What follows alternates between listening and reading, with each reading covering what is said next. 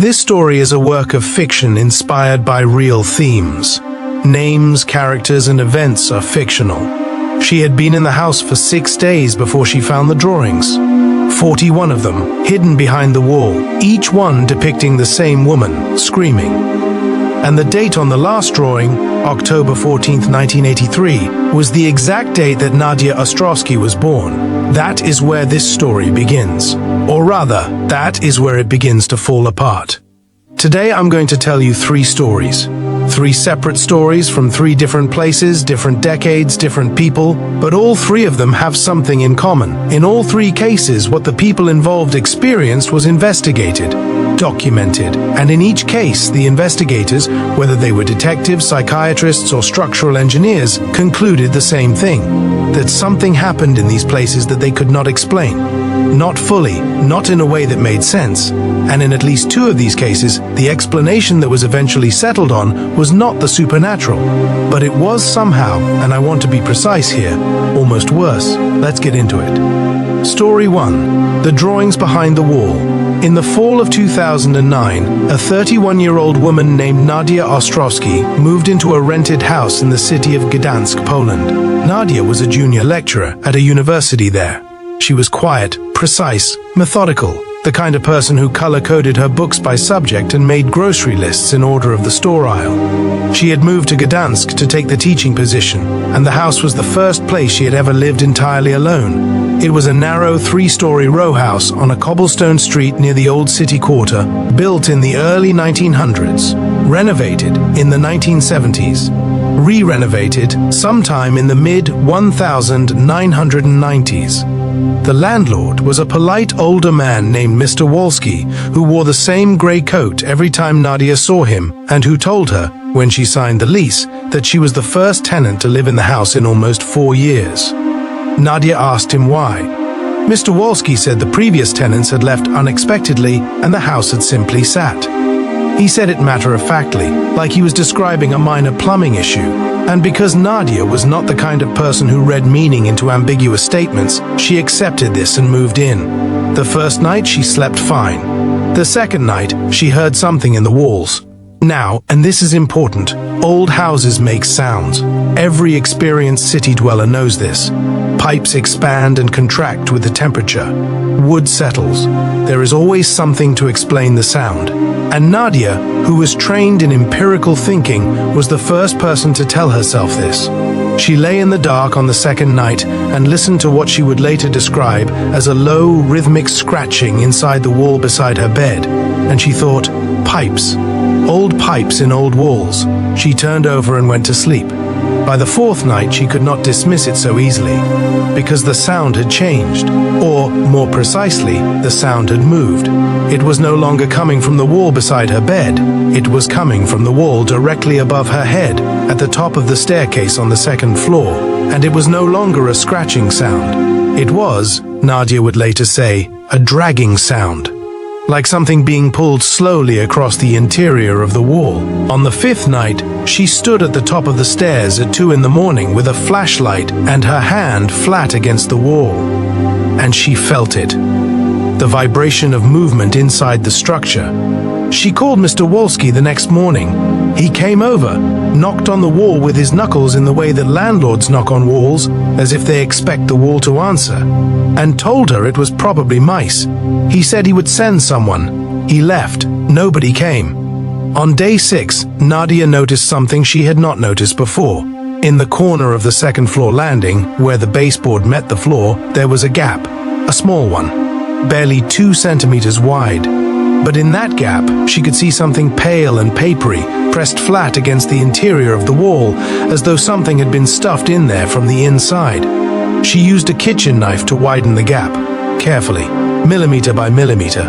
What she pulled out was a rolled piece of paper, old, slightly yellowed, soft at the edges. She unrolled it on the floor of the landing and held her flashlight over it. It was a drawing, a pencil drawing of a woman. The woman's mouth was open, wide open. The expression on her face was unmistakably one of screaming. The drawing was unsigned. At the bottom right corner, in small, neat numbers, was a date, October 14th, 1983. Nadia stared at it for a long time. October 14th, 1983, her birthday. Now, she told herself immediately that this was a coincidence, because it had to be. Thousands of people shared that birthday. The date meant nothing. It was written on a piece of paper by someone who had nothing to do with her, in a house she had only lived in for 6 days. She put the drawing on the kitchen table and went to bed. She did not sleep. The next morning, she went back to the gap in the baseboard with the kitchen knife, and she widened it further. And over the course of the next 3 hours, she pulled out 40 more drawings, all of them the same woman, all of them screaming, and every single one of them dated. The earliest was from April 1974. The most recent, the one she had found first, was dated October 14th, 1983. 41 drawings, 9 years, all hidden inside the wall. Nadia laid them out on the floor of the landing in chronological order and sat in the middle of them for a very long time. Then she called the police. The officer who responded was a detective, Marek Britzkowski, a heavy-set man in his late 50s with the tired eyes of someone who has spent decades encountering the things people do to each other. He arrived that afternoon, looked at the drawings, took photographs of them, and asked Nadia a series of routine questions. He told her that the drawings were almost certainly the work of a previous occupant of the house, and that, while they were disturbing, there was nothing here that indicated a crime had been committed. Nadia asked him about the date, October 14th, 1983. He paused. Then he told her again, carefully, that this was a coincidence. But Britzkowski was thorough. That was apparently the one trait that people who knew him consistently cited, his thoroughness. And so even though he officially closed the inquiry within 48 hours, he did something that he wasn't technically required to do. He looked into the history of the house. What he found took him several weeks, and what he found changed the shape of the story. Between 1971 and 1984, the house had been occupied by a man named Teodor Hansk. Teodor was a cartographer, a map maker by trade. He was unmarried. He lived alone. Neighbors from that period, several of whom Britzkowski tracked down and interviewed, described him as quiet and private, but not unfriendly. He paid his bills. He maintained the property. In the spring of 1984, Teodor Hansk vacated the house. Nobody was entirely sure where he went. Some of the neighbors assumed he had simply moved. One elderly woman who had lived next door to him told Britzkowski that before he left, Teodor had said something to her over the fence.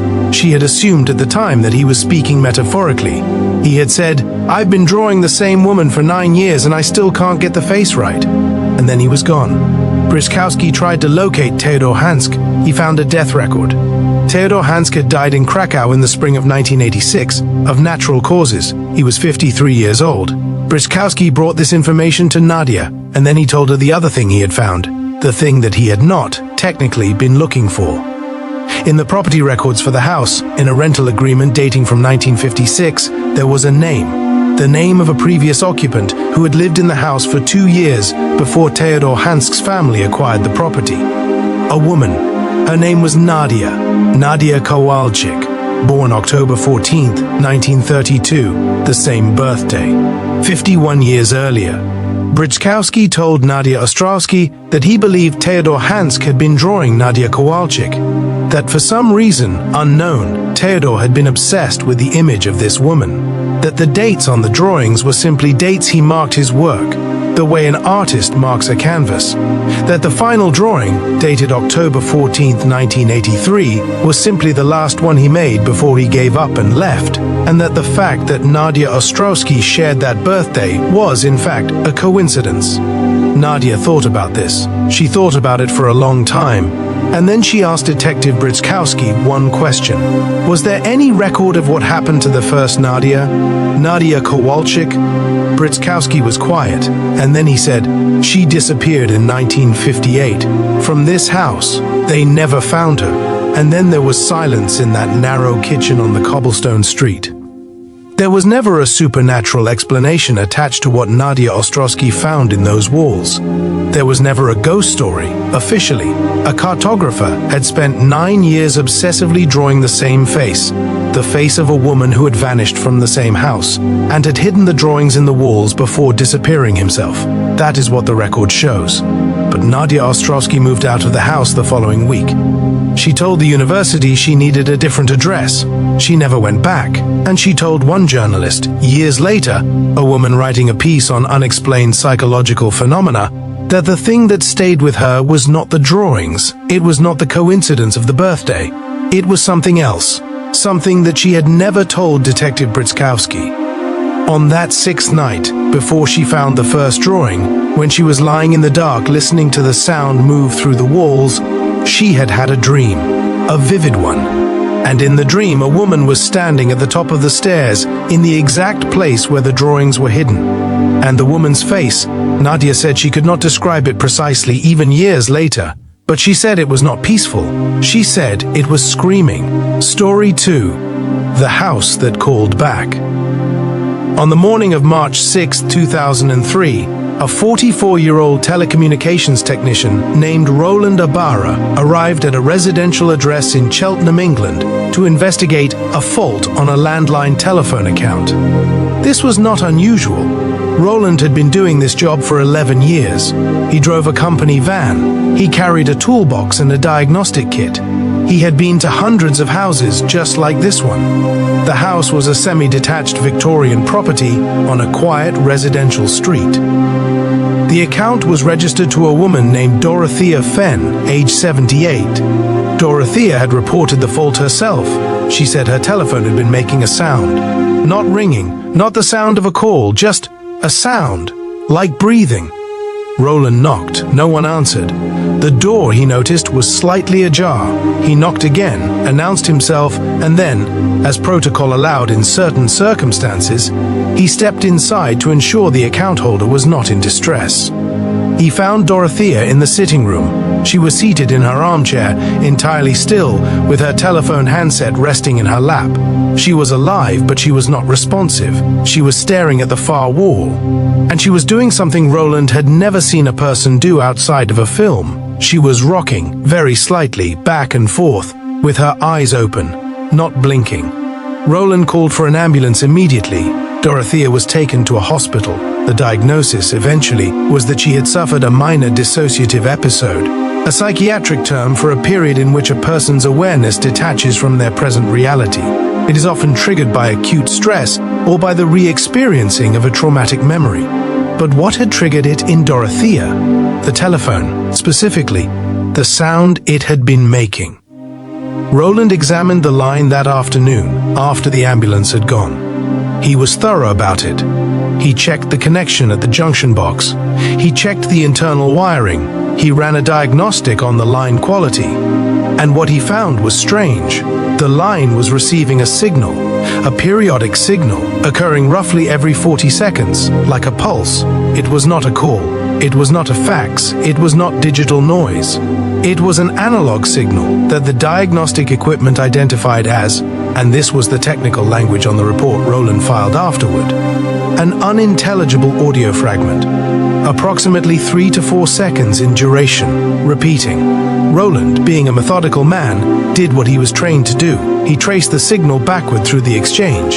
He identified its origin point, and then he sat in his van for a full 4 minutes before he drove back to the exchange office and asked his supervisor to look at the report with him, because the signal was originating from a telephone number registered to Dorothea Fenn, not the number that was receiving it, a different number, a second number in Dorothea's name at the same address that had been disconnected, officially on the company's records, in September of 1987. A dead line, technically speaking.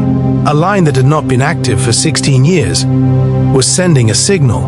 Now, the rational explanation, the explanation that Roland's supervisor put forward, and that the engineers who subsequently reviewed the case also put forward, was that there had been a fault in the exchange, that a dormant line had been accidentally reactivated at the exchange level and was generating phantom signals. It was unusual, but it was not technically impossible. What was harder to explain was the content.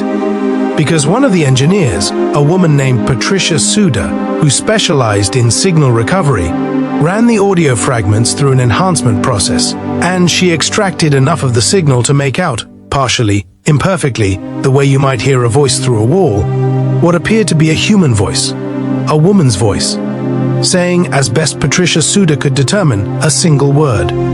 Repeated, The word appeared to be a name. Patricia filed a confidential incident report. Roland saw a copy of it.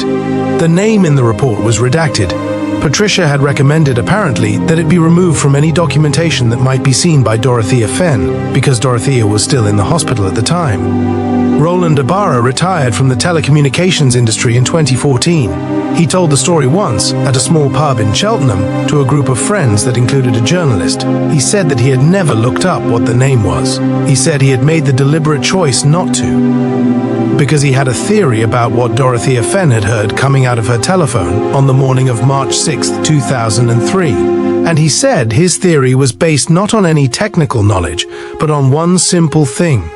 When Roland had stepped into Dorothea's sitting room and found her in that chair, rocking and staring and unresponsive, on the wall behind the armchair there was a framed photograph, a black and white photograph of two women. One of them was clearly a younger Dorothea, the other woman Roland could not identify, but in the photograph the two of them were laughing, standing in front of this same house. On the back of the frame, written in pen, Roland had seen it when the paramedics moved the chair, was a name and a year, 1972. The name, Roland said, was the same name that Patricia Suda had extracted from the signal.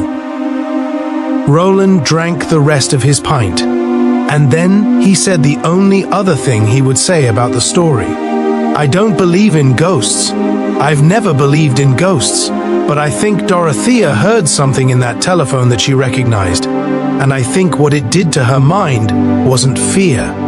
I think it was grief.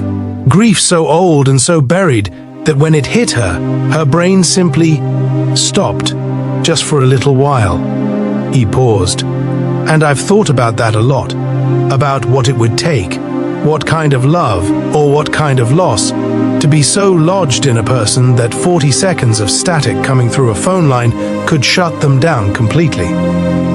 That, he said, is the part I can't explain. Story 3, the lodger who never left. In June of 1947, a man named Samuel Vane arrived at a boarding house in the city of Charleston, South Carolina, with one suitcase and paid 3 months' rent in cash. He told the woman who ran the boarding house, a Mrs. Celestine Pryor, a widow in her late 50s who had been taking in lodgers since her husband's death, that he was a former merchant sailor looking for quiet and rest. He said he did not expect to receive many visitors. He said he preferred his meals brought to his room. Celestine Pryor took in lodgers. She had specific rules about it. No alcohol on the premises, no guests after 9 in the evening, no loud music. She kept a small ledger where she recorded every payment and every name. Samuel Vane, room 4, paid through August 31st, 1947. He was quiet. He was, in Celestine's words, an ideal lodger. She barely knew he was there.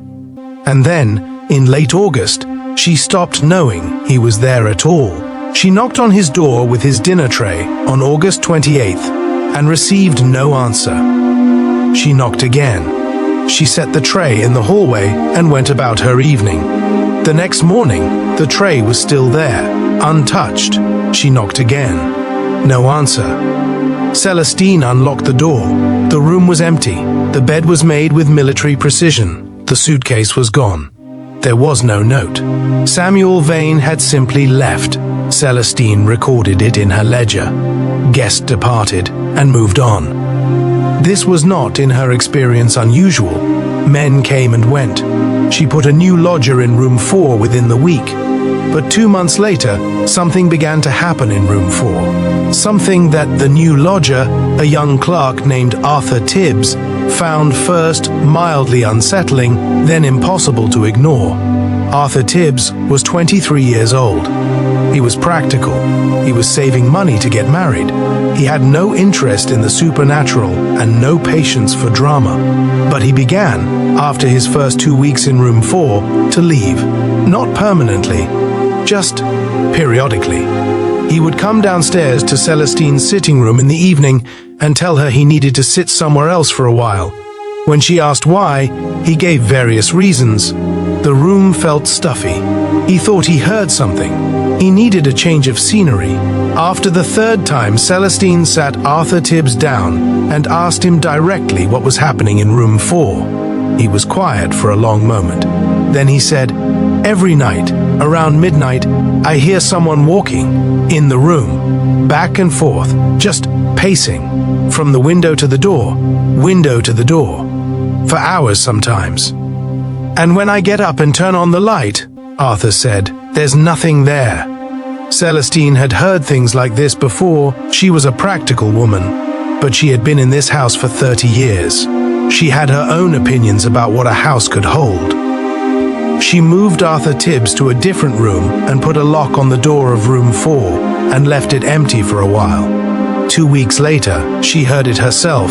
She was in the hallway, passing room 4 at 11:30 in the evening, and she heard, clearly, distinctly, footsteps inside the room. Back and forth, measured and steady, as though someone were pacing. She did not unlock the door. She stood in the hallway and listened for a long time. Then she went to bed. In the spring of 1948, a man came to Celestine's door. He was in his 40s, well-dressed, with the careful manner of someone delivering news he had rehearsed.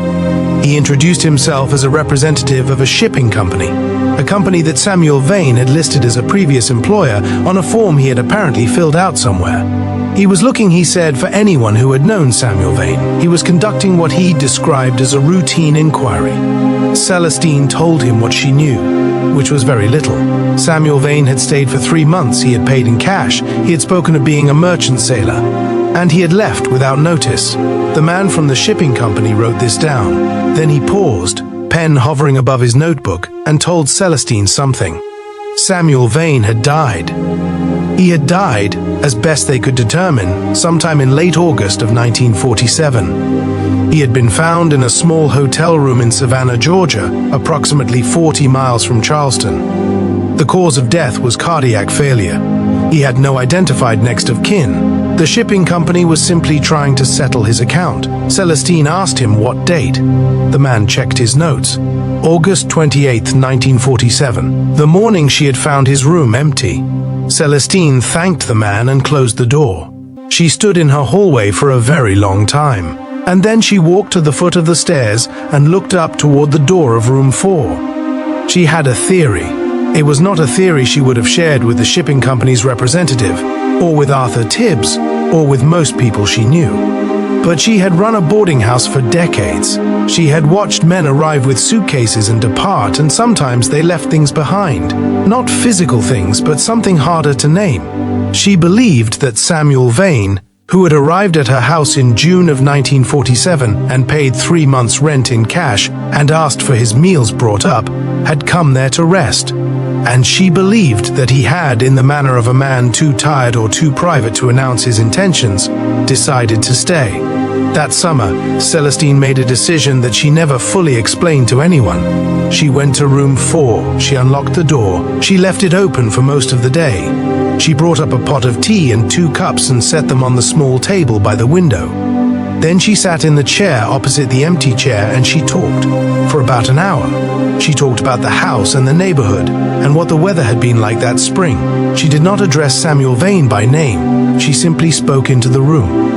That night, for the first time since Arthur Tibbs had reported the pacing, the house was entirely silent.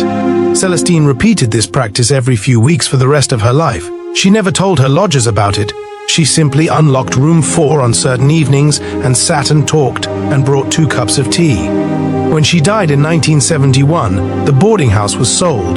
The new owners converted it to apartments. Room 4 became a studio apartment rented by a graduate student named Irene Chavis. Irene Chavis lived in that apartment for 2 years. She slept well. She felt comfortable. She told people afterward that it was the nicest place she had ever lived. That it had, and she used this word specifically, a warmth to it. A sense that the space had been inhabited by someone who had cared about it. There was nothing unusual in room 4 after Celestine's death. Nothing unexplained.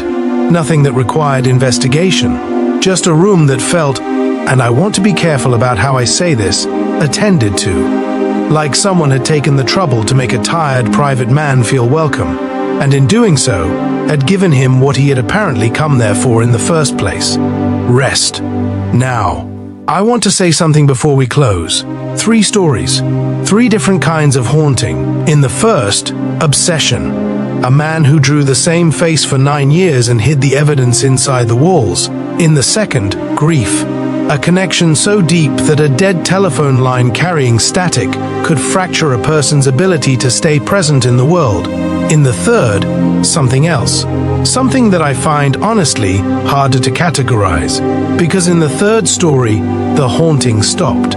Not because of an exorcism or an investigation or a scientific explanation, but because of a pot of tea. Because of one woman who decided that something frightened and lonely and left behind deserved to be spoken to. Experts who study paranormal claims, and there are serious researchers who do, will often tell you that the mechanism beneath ghost stories is almost always psychological. That what we interpret as hauntings are more often the residue of intense human emotion, grief, obsession, love, fear, that has somehow been imprinted on a space in ways we don't fully understand. And maybe that is true.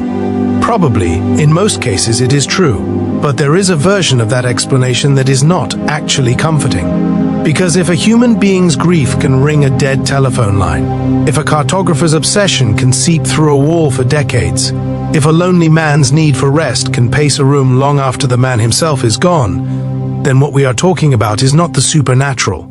We are talking about the depth of human need. And that, to me, is the strange, dark, and mysterious part. Not the ghosts, the need that leaves them behind. This story is a work of fiction inspired by real themes. Names, characters, and events are fictional,